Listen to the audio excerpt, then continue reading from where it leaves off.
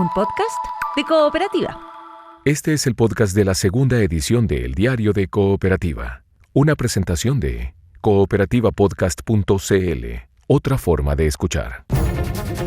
Y vamos a las calles de Santiago. Partimos con el hombre asesinado a disparos en Lo Espejo. Luego su vehículo fue incendiado. Tras múltiples allanamientos, la PDI desbarató además una banda china que estafó a ciudadanos estadounidenses. Felipe Cofré, tú nos cuentas todo. Buenas tardes. Buenas tardes, Vero. Claro, y se habla de que este es uno de los fraudes más cuantiosos en Chile. Son 400 las víctimas de estafa que juntos suman un total de $200 millones de dinero defraudado. Se trata de ciudadanos norteamericanos, en su mayoría jubilados, que pensaban que estaban invirtiendo dinero en criptomonedas, en plataformas financieras, pero en realidad su plata llegaba a las cuentas de empresas de fachada que operaban en la zona franca de Iquique, en donde se lavaban estos activos. La alerta la recibió la PDI y la Fiscalía de Tarapacá desde el FBI en Estados Unidos. Ahí inició una investigación de larga data que concluyó con múltiples allanamientos en Iquique, en Santiago y otras 3 regiones, desde donde se detuvo a 39 personas, integrantes de una asociación criminal liderada por ciudadanos de nacionalidad china que correspondería a una facción de la banda de Liu Yang, la mafia china de Meix, que fue desbaratada hace un mes atrás. Dentro de los detenidos también están ex ejecutivos del Banco Santander que habrían permitido movimientos bancarios sospechosos y no los habrían denunciado. El fiscal nacional Ángel Valencia explicó cómo operaba esta banda. Fueron víctimas de fraudes cometidos por vía informática. Básicamente se les engañó para que, bajo la apariencia, ¿no?, se les hacía creer de que estaban efectuando inversiones en plataformas falsas. También era un plan aparentemente urdido desde el extranjero, según se nos ha manifestado. Y para los efectos de lavar ese dinero, es decir, que las víctimas entregaran su dinero y luego lavarla y transferirla, se ocupó a un conjunto, a una red de empresas, algunas genuinas, otras de fachada, chilenas y al sistema financiero chileno, y particularmente, especialmente, valiéndose de la estructura y de las ventajas de la SOFRI. Claro, y además en estos allanamientos que realizó la PDI en el barrio Meix, en varios inmuebles, un ciudadano chino, para evitar su detención, saltó desde su departamento en un piso 3, resultando con lesiones de carácter grave. Él también se encuentra en calidad de detenido.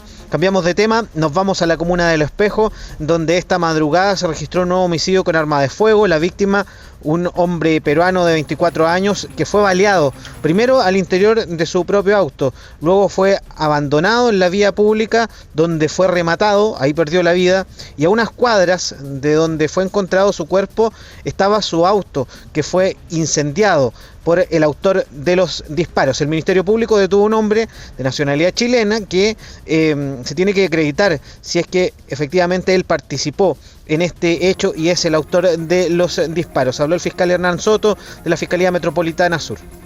Hay testigos que se indican que una persona arroja desde el auto el cuerpo de la víctima y de inmediato Carabineros inicia la búsqueda de este vehículo y a los pocos minutos, no más allá de 5 minutos, encuentran el vehículo que era conducido por la persona que se encuentra detenida, quien al mando de este vehículo, en el interior se encontraban evidentes muestras de que había mucha sangre, por lo tanto se determina que y se asocia con la víctima.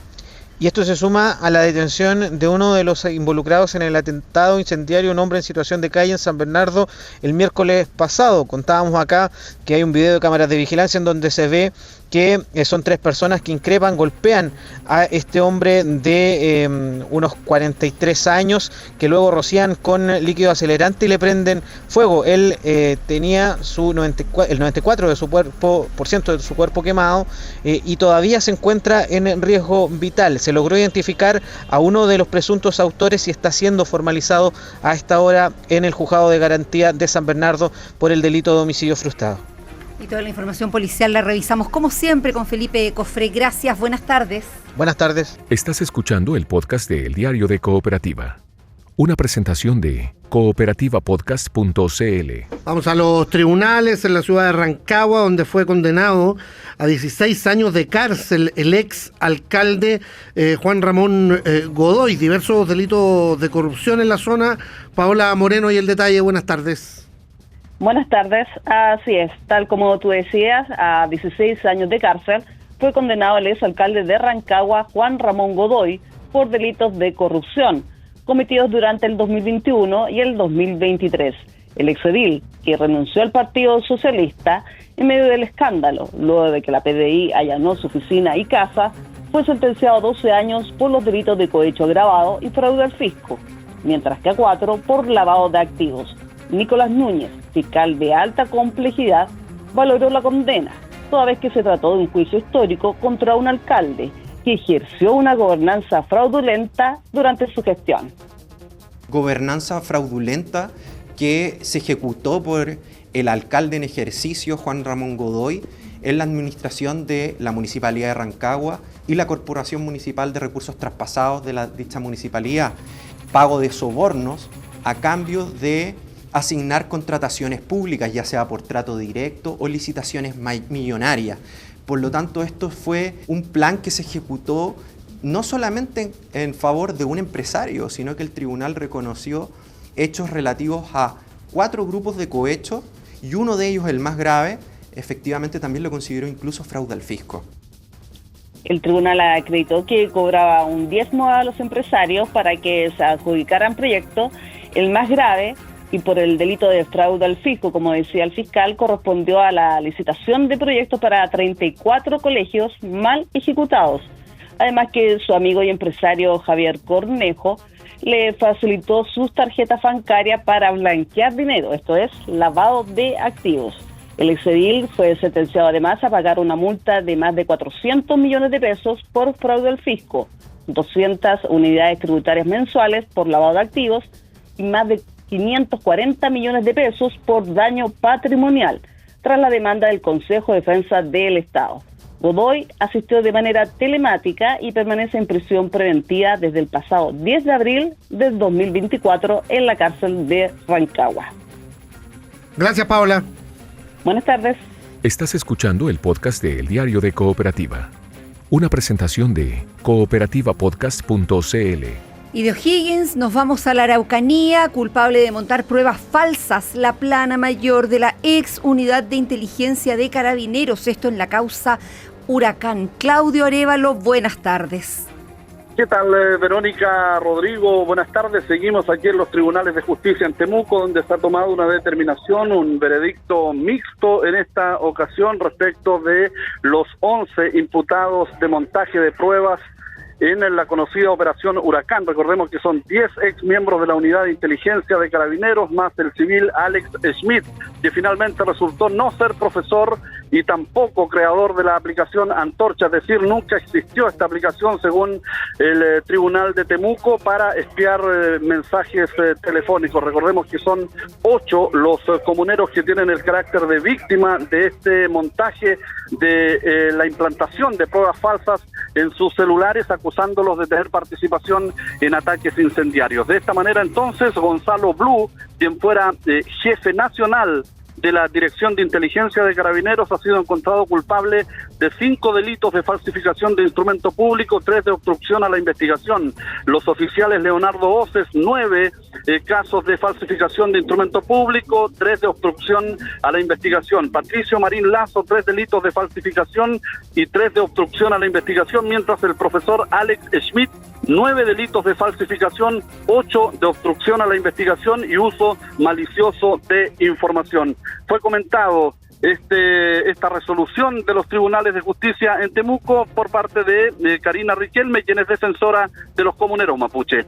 Por primera vez en la historia de la reforma procesal penal se ha podido probar que hoy día la cúpula de la inteligencia de Carabineros efectivamente ha tenido una intencionalidad y abusado de sus cargos, falseando prueba para inculpar a conocidos dirigentes mapuches. Yo creo que esto es muy importante también, mirándolo como una forma de observar todos los procesos. Aquí hoy día existen muchos presos mapuches en distintas cárceles respecto de los cuales la inteligencia ha operado. Se abre un signo de interrogación, dicen los defensores mapuches, respecto de conocer de aquí en adelante cómo se ha estado trabajando las acusaciones en contra de comuneros mapuche. El huerquén de Temucuicui forma parte de la familia de Huenchuyán, que ha sido acusada también de cometer hechos de violencia. Rodrigo Huenchuyán conversó con Cooperativa, se refirió a esta determinación adoptada aquí en los tribunales, señalando que esto marca claramente un precedente respecto de la persecución en contra del pueblo mapuche.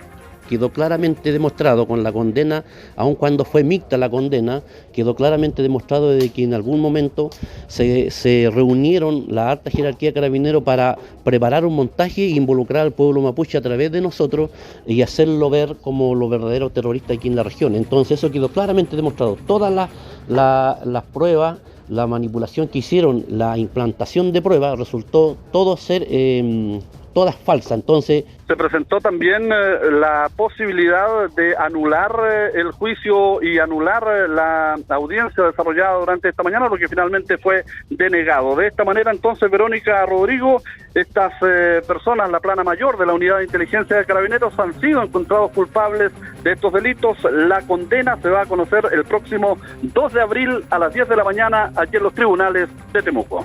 Como tú decías, el caso Huracán refiere a hechos ocurridos entre septiembre de 2017 y principios de 2018, cuando estalló el escándalo. Estaba todavía el gobierno de la presidenta Bachelet, hubo sumarios administrativos en Carabineros, pero el general director Bruno Villalobos se mantuvo en su cargo hasta el cambio de mando, pese a los cuestionamientos. Cuando llegó el presidente Piñera el 11 de marzo de 2018, una de sus primeras decisiones fue aceptar la renuncia del general Villalobos y también del general Blue, que era el jefe de inteligencia y que está entre los condenados ahora. O sea, varios generales ahí, se descabeza Carabineros, y después vinieron otros problemas que valieron de nuevo descabezar a la plana mayor de la Policía Uniformada. Así fue.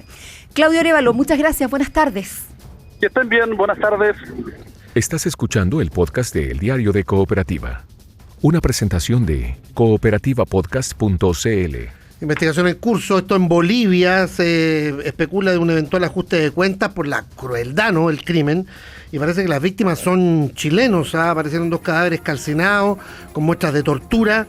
Esto en Oruro. Fernanda Ávila, ¿qué tal? Bienvenida.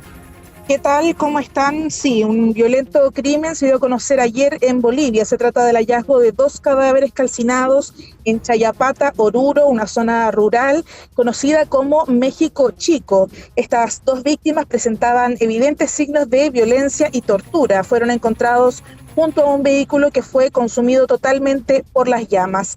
Además de estas 2 personas, hay un tercer chileno arrestado con fines investigativos por la policía boliviana, y se presume que este crimen podría tratarse de un ajuste de cuentas, ya que el vehículo tenía encargo por robo y existe una denuncia por presunto robo en una estación de servicio. Vamos a pasar a escuchar al fiscal departamental de Oruro, Aldo Morales. 2 cadáveres en proximidad de la localidad de Chayapata, presuntamente serían extranjeros de nacionalidad chilena, los cuales habrían sido golpeados, torturados y posteriormente asesinados. Se presume un ajuste de cuentas. También se ha podido verificar de que el vehículo en el que se trasladaban ha sido destruido, totalmente incendiado, y se está verificando en migraciones cuándo habrían ingresado, la razón de su estadía, y como también qué reuniones o qué personas se habrían reunido con los mismos en dicha localidad. Sí, ahí escuchábamos al fiscal departamental Aldo Morales. Según un medio boliviano, el medio El Deber, en el lugar los policías hallaron un documento de identidad chileno que correspondería a Ariel Andrés Reyes Novoa, de 35 años, mientras que la otra persona no tenía documentos. El ministro del Interior, Álvaro Elizalde, mencionó que se está verificando esta información y que las autoridades tienen toda la disposición para avanzar en esta investigación y esclarecer los hechos. Escuchemos. Los antecedentes preliminares indicarían que las víctimas serían chilenas, y no obstante hay una serie de verificaciones que se están realizando a través de los peritajes correspondientes. La disposición de las autoridades chilenas obviamente es entregar todos los antecedentes y colaborar para que finalmente este crimen sea esclarecido. No olvidemos que está radicado en Bolivia y por tanto es una investigación que se está desarrollando en Bolivia. y habría también una tercera persona detenida de nacionalidad chilena, pero habría sido detenido al parecer por su participación en los hechos. La Cancillería, a través del Consulado de Chile en La Paz, ha mantenido contacto con las autoridades bolivianas. El día de ayer el embajador Fernando Velasco, cónsul general en Chile, se comunicó con el canciller Aramayo para solicitar también su apoyo para esta investigación. El cónsul también ha estado en contacto con estos presuntos familiares de una de las víctimas que se encontrarían en Bolivia y están a la espera de reunirse con Fiscalía, a quienes también se les ha presentado ya ayuda consular y asistencia para toda esta investigación. Fernanda Ávila, justo tuvimos un problema con la comunicación, pero estábamos cerrando ya el despacho. Cualquier novedad va a estar en la programación de Cooperativa. Gracias. Estás escuchando el podcast de El Diario de Cooperativa, una presentación de cooperativapodcast.cl.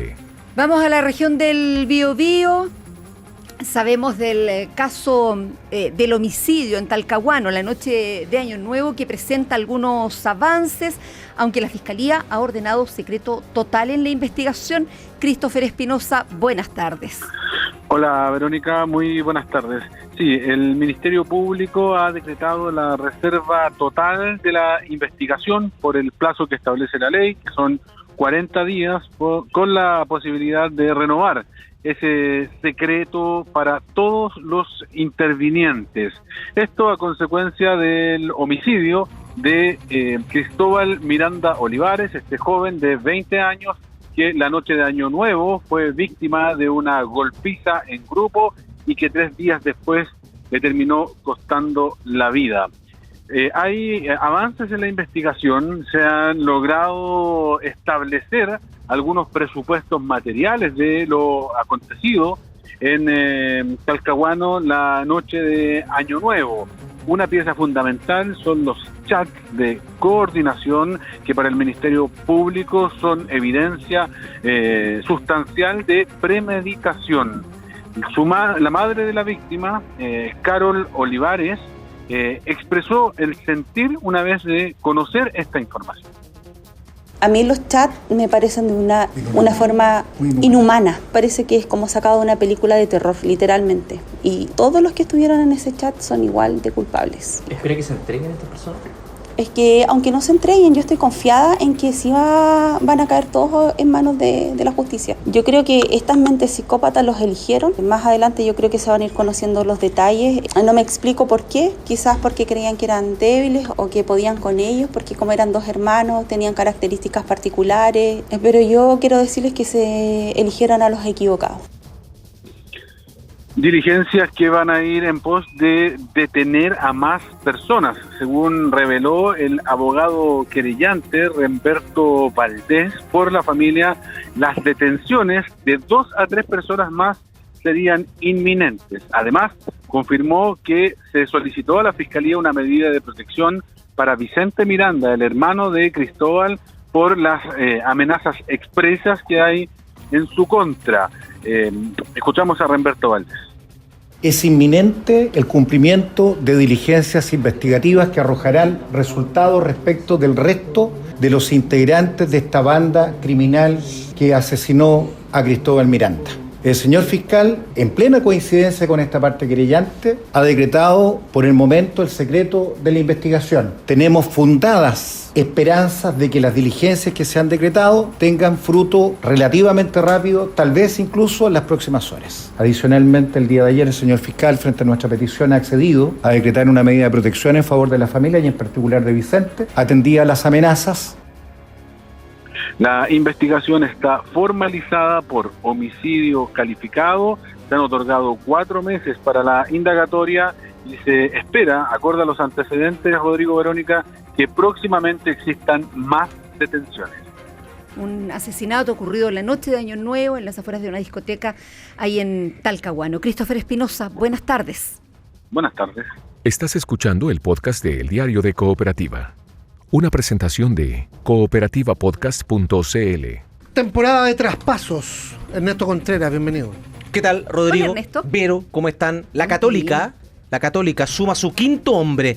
Juan Ignacio Díaz, zaguero central, 27 años, de un buen año en O'Higgins, argentino él, titular gran parte de la campaña, algunas lesiones, eso sí, quizás lo que uno podría ahí ver en la campaña de Díaz, pero fue clave en el equipo de Paqui Meneghini, que terminó siendo tercero y que va a jugar Copa Libertadores durante este año. Lo que hizo Colo-Colo también durante este mercado, lo buscó, pero finalmente terminó llegando Joaquín Sosa, así que un jugador que estuvo en el radar, formado en Estudiantes de La Plata, y la Católica con esto ya comienza a armarse. Bueno, ya está medio armadita. Le falta todavía ver lo que pasa con Eduard Bello, que sigue estancado, pero junto a Juan Ignacio Díaz llegó Justo Gianni, un media punta, Jimmy Martínez, un volante. Palavecino, que es la gran contratación, creo yo. Cerezo, lateral, central, más lateral. Quizás sí tuvo sus mejores pasajes hace unos 3, 4 años. Tal cual, y que viene a suplir un poco hasta Uruaga. Creo que son símiles en que pueden jugar ambos en dos partes de la defensa. Yo pensé que la Católica iba a fichar algún arquero, fíjate. Sí, nosotros también, pero fueron bien claros en la UC en decir que no, empezando el mercado de fichajes. Se la juegan con Bernedo. Pero creo que más que jugársela con Bernedo, si yo pudiera poner ahí una lupa en el segundo arquero, que es Darío Melo. Arquero de 34 años. ¿El que está en Palestino? Claro, el que está en Palestino, que de hecho estuvo jugando más en segunda profesional o en primera B que otra cosa. La Católica lo trae de emergencia. ¿Pero un buen arquero? Sí, pero jugaba muy poco. No, claro, y lo trae de emergencia cuando se va a Tomás Guillier. Ahí tiene que traer a Melo, o a Bernedo. Y además de ser un tipo, dicen, muy bueno en esto del camarín, en hacer un buen ambiente, están conformes con él y está preparado en caso que Bernedo tenga algún problema. Yo digo, para jugar al torneo local no hay problema, yo me hice la Copa. Pero viene la Copa Libertadores. Eso pienso yo. Uno dice, de repente a Bernedo le pasa algo. ¿Este arquero Melo estará para la Libertadores? Lo veremos. Pero la Católica suma el riesgo porque también reforzó otras posiciones. Igual hace sus apuestas. El año pasado cuando se lesionó Guillier y asumió Bernedo, se quedó ahí nomás siendo tan joven y era su primera y se habló harto rato titularidad. Y se habló harto rato, ya Bernedo va a atajar hasta mitad de año y viene otro. Claro. Y lo hizo tan bien. No pasó nada. Así fue. Y él atajó en Cobreloa, había atajado solo en el ascenso. Escuchemos. Muy peinado. Sí, escuchemos a Daniel Garnero, al técnico de la Católica que acaba de hablar y se refiere al fichaje de hoy, Juan Ignacio Díaz. Gran acierto, Garnero. Sí, la verdad que en esos lugares era quizá donde más necesitábamos. La dupla de centrales estábamos muy flojitos y que Juani venga a colaborar es muy importante. Mi idea era buscar un central zurdo. Nuestra forma, nuestra intención, el perfil es muy importante y Juani demostró en estos últimos tiempos acá en Chile, en Argentina, que lo puede hacer sin ningún tipo de inconveniente. Así que estamos muy contentos por tener otra incorporación más. Ya, la palabra de Garnero, que bien lo dice Rodrigo, gran técnico, levantó a la Católica con poquito, con nada, con lo que tenía Thiago Núñez. Y bueno, los mete segundos y salvo una campaña que fue histórica de Coquimbo, uno de repente decía la Católica en un año normal probablemente lo hubiera alcanzado para pelear un poquito más el título, finalmente no. La U como otros. Totalmente. A las 14:05 en punto, arriba el paraguayo Lucas Romero, el nuevo 6 de la U, que va a llegar durante esta jornada y tranquilo el hincha azul, que nos dicen, oye, ustedes llevan 3 días diciendo que está listo Rivero y Lucero y no pasa nada. Tranquilos, están listos. Pero lleva 3 días diciendo lo mismo. Y si no llegan, el lunes tendré que llegar acá a explicar por qué no. Pero, de hecho, esperan a Rivero para mañana, 2 años de contrato, y Lucero para el lunes. No tiene que pasar del lunes. Ciertos detalles que está cerrando Lucero porque se va de Fortaleza como jugador libre, lo cual es muy bueno para la U. Entonces, eso es lo que están ahí afinando, pero están listos. Nada más que al jugador. Claro, tal cual. Y Marcelo Morales, que es la opción que tiene la U a mano para traer inmediatamente, si quiere, como lateral izquierdo, depende solo de lo que hay del Paqui Meneghini. ¿Ya? Y yo creo que, viendo que Antonio Díaz se fue... Marcelo Morales, claro, fue convocado a la selección y todo. Fíjate que se fue a Estados Unidos y era el gran agente ofensivo de esa U de Chile. Y no pasó nada allá. Y la U solo tiene a Salomoni ahí porque a Toñito Díaz, Antonio, lo mandaron a la U de Conce. O sea, tiene él y el juvenil Diego Vargas. Así que todo depende de Paqui, si llega o no Marcelo Morales al cuadro azul. Y la última de Colo-Colo, este es de Rodrigo Gómez. Peñarol, el zaguero Jesús Méndez. ¿Ah, Jesús se llama? ¿O ¿Qué Javier? dije yo? Javier, no es Javier, perdón. Ya. No es Javier, no. Yo titulé No, Javier. es que yo le puse eso, yo me equivoqué. Jesús Méndez jugaba en Boca, nada que ver, otro futbolista. Javier Méndez, zaguero central de Peñarol, 31 años, está muy cerca de ser refuerzo de Colo-Colo, también póngale la firma también. Fue campeón del torneo uruguayo en la primera parte del año, aunque siempre ya gana Peñarol y Nacional, no es mucha novedad. Pero están buscando la salida en Peñarol. Y eso uno dice, ¿será si es tan bueno? ¿Por qué? Viene a Chile, siempre está esa conjetura. Pero si juega en Peñarol el titular todo el año, con algún cartel interesante viene. Peluca Falcón venía de rentista. Sí, ojo. Eso te iba a decir, que los uruguayos siempre marcan la diferencia. Son uruguayos. Depende mucho de la actitud. Acuérdate cuando llegó Victorino a la U. Se puso la camiseta, al otro día estaba jugando y fue figura. Y fue a jugar el Mundial después. Y jugó el Mundial por el Uruguay. 2010. Sí. Así que bien interesante esta semana, muy noticiosa y esperando la confirmación de los azules con su refuerzo, luego Colo-Colo con Javier Méndez, el de Peñarol, que está muy cerca. El lunes voy a escuchar con mucha atención el diario de Cooperativa para saber qué dice esta hora. ¿Te vas de vacaciones hoy día? Tiene todo lo que ha contado hasta ahora. O si no, yo te voy a explicar personalmente porque no llegó Rivero ni Lucero, o uno de ellos, no, pero llegan. ¿Para qué haya escucharle de un libro? No, también. Pero están entretenidos. El bloque de Bad Bunny hace un rato, notable. ¿Te gustó? Sí, me engañé. El recital, de hecho, estuve como tú, pero ya no hay. No, sí quedan. No, ¿sí? Pero cuestan como 200.000 pesos. Se me quedan quitaron. poquitas. A veces hay que avisar. Muchas gracias. Chao. Chao. Estás escuchando el podcast de El Diario de Cooperativa. Una presentación de cooperativapodcast.cl. Ayer Kast, si bien dijo que había dejado el traje de candidato colgado, de todas maneras criticó muy duro al gobierno y le respondieron los ministros, y hoy día le respondió el propio presidente Boric en una sorpresiva entrevista, ¿no?, en un medio de streaming, en Sube la Radio. Bueno, además Boric habló del tema venezolano, de Maduro, de Trump, esto de que podría haberse amenazado el cobre y el litio por el interés de Washington en los recursos naturales. Mariano Reyes, buenas tardes. ¿Qué tal, Rodrigo? Muy buenas tardes. La tolerancia a la crítica fue uno de los temas que abordó el presidente Gabriel Boric en su primera entrevista del año. Cerca de las 9 de la mañana llegó a la radio Súbela de streaming para dar inicio a un ciclo de entrevistas que va a sostener el presidente con diferentes medios de comunicación en lo que ya son sus últimos 2 meses de mandato. Épocas de balances, de proyecciones, y el presidente reconoció que valora la crítica constructiva, y ahí destacó a personeros de la oposición como los senadores Rodrigo Galilea, Juan Antonio Coloma o Iván Moreira, pero también afirmó que le molestaba mucho cuando la crítica se sostenía en base a mentiras. Y justamente en esa línea aprovechó de entregar sus descargos el presidente Boric al discurso que emitió el presidente electo José Antonio Kast frente a los empresarios ayer en Icare. Un discurso muy crítico con la gestión del presidente Boric, que hizo retornar ese tono que observamos o escuchamos durante la campaña y que se había diluido quizás los primeros días de Kast luego de su elección. El presidente Boric dijo esperar que el próximo gobierno tenga una actitud donde no busque encontrar enemigos externos ni ciudadanos de segunda categoría. Así también acusó a José Antonio Kast de mentir durante la campaña. Vamos a escuchar parte de la entrevista del presidente Boric en Sube la Radio.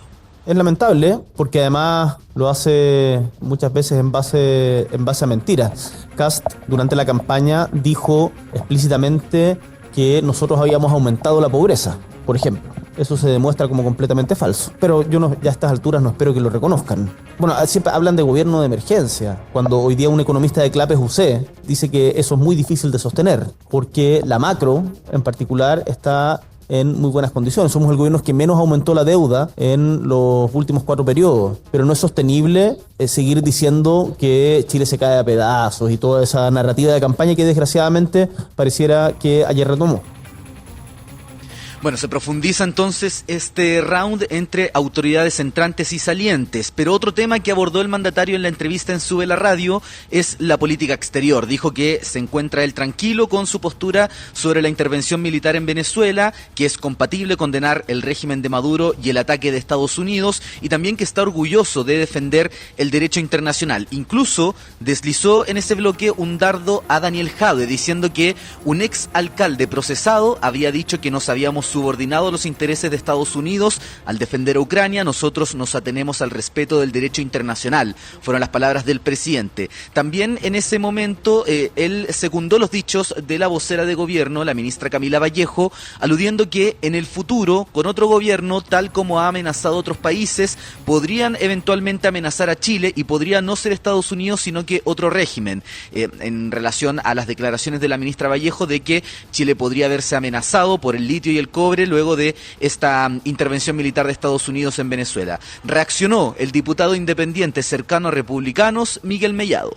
El presidente Boric y la ministra Vallejo hablan mucho de la política del miedo, de instalar el miedo para jugar con la gente. Pero ¿qué es esto lo que están haciendo ellos? ¿Insinuar que Estados Unidos quiere intervenir Chile prácticamente por el litio? Parece una película de ciencia ficción, pues. Mire, me parece una inconsecuencia absoluta del presidente Boric y la ministra Vallejo. Por ejemplo, hablar que nuestro presidente electo instaura una política del miedo, pero ellos alucinan o se imaginan que Trump podría intervenir Chile por el litio. Yo les pediría humildemente que apaguen Netflix. Bueno, ya más a modo de balance, el presidente Boric comentó que el hilo conductor de su gobierno ha sido la cohesión social y que esa tiene muchas dimensiones, por ejemplo, el fortalecimiento de lo público y el fortalecimiento de los barrios. Así también reconoció el mandatario que le hubiese gustado la continuidad, pero dice, como el pueblo de Chile optó por otra alternativa, se declara respetuoso de la democracia. Sí, que no le gustaba que el periodo durara 4 años, ¿no? Claro, sí, fue parte también de las reflexiones. Dijo que no se daba una continuidad muy efectiva de las políticas públicas y que él considera que fue un error reducir los periodos de gobierno de 6 a 4 años. Los únicos que han tenido 6 son Frey y Lagos. Y Lagos, porque el primero fue un gobierno de transición que duró 4 años, el de Patricio. Sí. Gracias, Mariano. Buenas tardes. Que estén bien, muy buenas tardes. Chao. Estás escuchando el podcast de El Diario de Cooperativa. Una presentación de cooperativapodcast.cl. Y el ministro de Hacienda citó a un expresidente del Banco Central para decir, en conversación con Cooperativa esta mañana, que el próximo gobierno va a asumir, con las mejores condiciones macroeconómicas que se recuerden. Todo a la luz de las cifras de inflación, de exportaciones, también de los datos de pobreza. Gonzalo Aguirre, buenas tardes. Sí, ¿qué tal? Buenas tardes. Finaliza una semana marcada, ¿no?, por varios datos en materia económica. En los últimos días se alcanzó el mayor precio del cobre a la fecha, por sobre los $6 la libra en Londres. Se conoció también el dato de inflación del 2025, quedó en 3,5%. En materia de exportaciones, el año cerró con su mejor registro, por sobre los $107.000 millones. Y además se publicaron los resultados de la encuesta de CACEN 2024 con una caída de la pobreza a 17,3%. Datos que estuvo comentando en Cooperativa el ministro de Hacienda Nicolás Grau, quien destacó en los datos de pobreza el aumento de los ingresos autónomos de las personas y también dijo buenas noticias en términos de una acción más fuerte a través de subsidios del Estado. Con todo aquello y ya a 2 meses y 2 días del cambio de mando, ¿tendrá un mejor punto de partida en materia económica el próximo gobierno? Esto respondió el ministro de Hacienda en el Diario de Cooperativa. Hay una entrevista que dio en el Diario Financiero Roberto Saller, expresidente del Banco Central, que decía: no recuerdo un gobierno que haya partido con mejores condiciones macroeconómicas que el que va a partir en unas pocas semanas. Y eso no solo es una buena noticia para el próximo gobierno, sino que es una buena noticia para el país. La situación que tenemos de inflación, de exportaciones, de inversión. Este año 2025, la última proyección, es que la inversión creció un 7%. Las exportaciones crecieron en el 2025 un 7,9%. Además, el ministro la que calificó como la reforma más importante que se ha hecho en materia de permisos, que genera condiciones para crecer más, y por el reajuste del sector público dijo que el costo es el más bajo desde 2018 y que el financiamiento es el mismo de todas las leyes de reajuste. Se refirió también el secretario de Estado al anhelo de quien todo indica será su sucesor en Teatinos 120. Yo sueño con el IMASEC de 2 dígitos, dijo Nicaré, el economista Jorge Quirós. Es bueno que las nuevas autoridades se pongan metas ambiciosas, no veo eso como algo negativo, ojalá que todos podamos contribuir a que esas metas se cumplan, comentó el ministro Grau. Y sobre el panorama económico con que se encontrará la próxima administración a partir del 11 de marzo, han expresado su disposición a colaborar desde los distintos gremios empresariales. Esto dijeron a Cooperativa Antonio Walker, presidente de la Sociedad Nacional de Agricultura, y Alfredo Chavarría, timonel de la Cámara Chilena de la Construcción.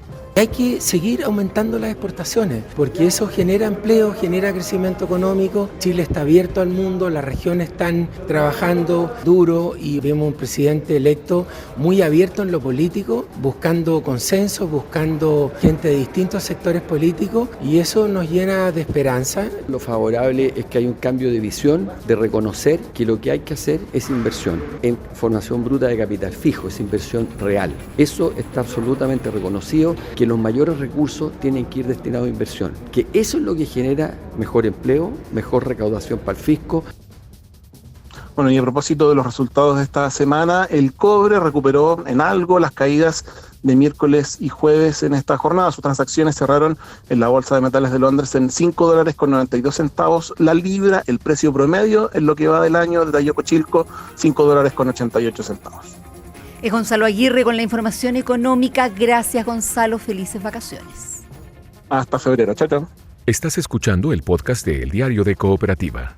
Una presentación de cooperativapodcast.cl. Ya, entre medio, bueno, algunos se van a tomar vacaciones también en el gobierno electo, pero hay agenda de Kast. Llegó de manera bien sorpresiva este mediodía a reunirse con Mario Desbordes. Se fueron incluso a almorzar, creo que al mercado. Claro, va a ser vecino de Santiago, o sea, va a vivir en La Moneda. Sí, sí.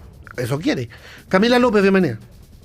¿Qué tal? ¿Cómo están? Buenas tardes. Y en el local Pailas Blancas del Mercado Central está almorzando hasta ahora el presidente electo José Antonio Kast, acompañado por el alcalde de Santiago, Mario Desbordes, de Renovación Nacional. Es que de manera bien sorpresiva, no se avisó con anticipación. Kast llegó pasado el mediodía hasta la Municipalidad de Santiago para reunirse con el jefe comunal en una reunión protocolar para conversar de la instalación del futuro gobierno. La cita se extendió por una media hora y luego desde el balcón del municipio Kast le habló a la gente que lo esperaba en la plaza. El presidente electo destacó la gestión del alcalde Desbordes y confirmó que una vez que asuma el cargo será vecino de Santiago Centro, porque todo apunta se irá a vivir al Palacio de la Moneda. Y como ustedes, al igual que yo, por años hemos transitado por las calles de Santiago, quiero darle las gracias al señor alcalde, porque hoy día hemos vuelto a recuperar la esperanza de caminar tranquilos por el centro de Santiago. Y esto va a seguir, porque ahora voy a ser vecino de Santiago, así que voy a estar aquí golpeándole la puerta al alcalde si hay algún problema en la Casa de la Moneda, y él podrá ir a compartir cuáles son las dificultades y los problemas de la comuna de Santiago. Bueno, tras la reunión en el municipio de Santiago, el presidente electo y el alcalde Desbordes abordaron un auto y se trasladaron rápidamente al mercado municipal, que se encuentra solo a unas cuadras del municipio, y ingresaron, como les decía, al local Pailas Blancas, donde hace unos 15 minutos están almorzando acompañados por algunos asesores como María Jesús Gulf, cercana a José Antonio Kast, que también suena para su próximo gabinete. Nos quedamos atentos acá a la espera de declaraciones del presidente electo o del alcalde Desbordes. Gracias, Camila. Buenas tardes. Estás escuchando el podcast de El Diario de Cooperativa. Una presentación de cooperativapodcast.cl. Miremos el ámbito judicial. Hay un revés para la defensa de Daniel Jadue. ¿Por qué? Juan Cristóbal Cható nos cuenta. Buenas tardes. Buenas tardes, sí, porque hace tan solo algunos minutos el tercer juzgado de garantía de Santiago rechazó definitivamente la solicitud de la defensa de Daniel Jadue para ampliar la reapertura de la investigación. Recordemos que el pasado 8 de octubre, desde la defensa del exalcalde de Recoleta, en marco del caso Farmacias Populares, habían solicitado reabrir y ampliar la indagatoria debido a un reportaje que apuntaba a eventuales chats de Luis Hermosilla, que lo mencionaban, y una posible intención de, dice textual el reportaje, levantar una querella. Esta diligencia se realizó según el Ministerio Público, ya que se solicitó de oficio a la Fiscalía Regional Metropolitana Oriente hacer el acceso al teléfono de Luis Hermosilla. Sin embargo, la Fiscalía Oriente dijo que tenían que tener autorización expresa de un tribunal, y ese tribunal no se la dio, así que las diligencias en concreto están agotadas. ¿Qué significa esto?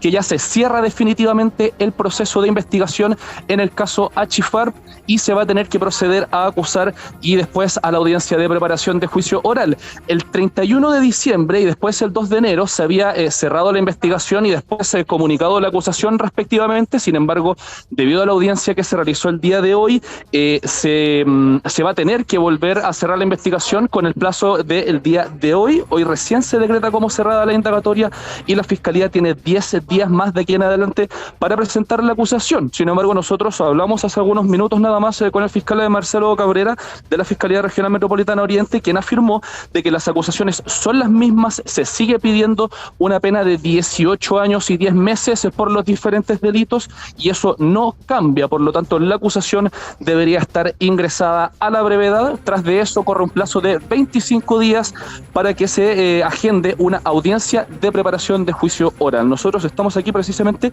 a la espera de que salga a hablar la defensa del exalcalde de Recoleta. Sin embargo, vamos a escuchar a uno de los querellantes, de Mauricio Sumoc, quien fue mencionado, de hecho, durante esta audiencia. Lo escuchamos unos breves segundos.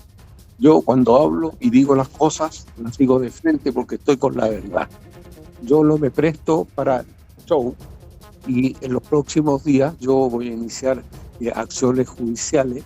Escuchábamos ahí a Mauricio Sumoc, ex concejales de Recoleta. ¿Por qué se refiere a Luis Hermosilla? Porque dentro de la solicitud de la defensa se había pedido que se revisara eventuales conversaciones de Luis Hermosilla con varias personas, entre ellas Mauricio Sumoc, por una eventual conversación que podrían haber sostenido. Él lo descarta derechamente.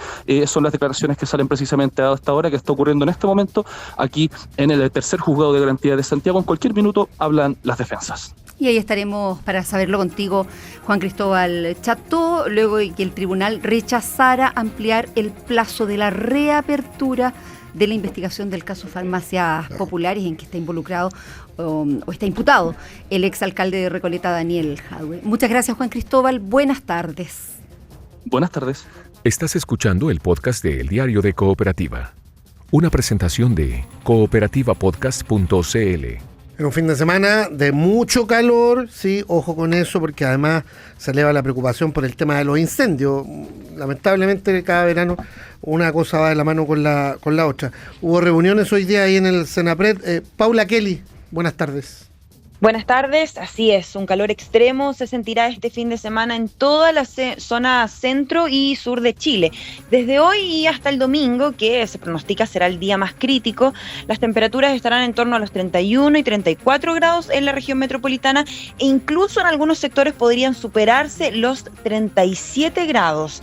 Hay alertas declaradas que detalla la directora de Senapred, Alicia Cebrián. Se ha tomado la decisión, tras realizado el análisis de riesgo respectivo, de declarar alerta roja por calor extremo entre las regiones de región metropolitana y la región del Biobío. A ello se ha sumado además alertas tempranas preventivas por condiciones favorables para la propagación de incendios forestales entre la región de Valparaíso y la región de la Araucanía. Producto de ello, queremos insistir entonces en el llamado a las personas, por una parte, a tomar todas las precauciones para evitar exponerse en las mayores horas de temperatura en estas zonas que se han indicado que están con este aviso y esta alerta meteorológica por calor intenso y calor extremo. Ola de calor extremo que genera riesgos no solo a la salud de las personas, sino también al ecosistema por esta alta probabilidad de generación de incendios forestales. El subsecretario del Interior, Víctor Ramos, hizo un llamado a la precaución, sobre todo este fin de semana. Con probabilidades sobre el 70% de ignición. ¿Qué quiere decir esto? Que cualquier objeto que pueda producir como una chispa que caiga en ciertas zonas con pastizales se va a encender. Eso es el nivel de preocupación con el cual debemos tomar estos eventos meteorológicos. Que cualquier producción de chispa o de cualquier quema irresponsable en la zona del Valle Central, de la precordillera, de la cordillera, incluso de la costa, desde las regiones de Valparaíso hasta incluso la Araucanía, podría tener una alta probabilidad de incendio. Hoy ya se empieza a sentir el calor y va a ir subiendo la temperatura a medida que avance el fin de semana hasta el domingo, que decíamos será un día crítico por la gran cantidad de horas en que se van a sentir estas elevadas temperaturas desde la región metropolitana hasta el Biobío. Gracias, Paula. Buenas tardes. Estás escuchando el podcast de El Diario de Cooperativa. Una presentación de cooperativapodcast.cl.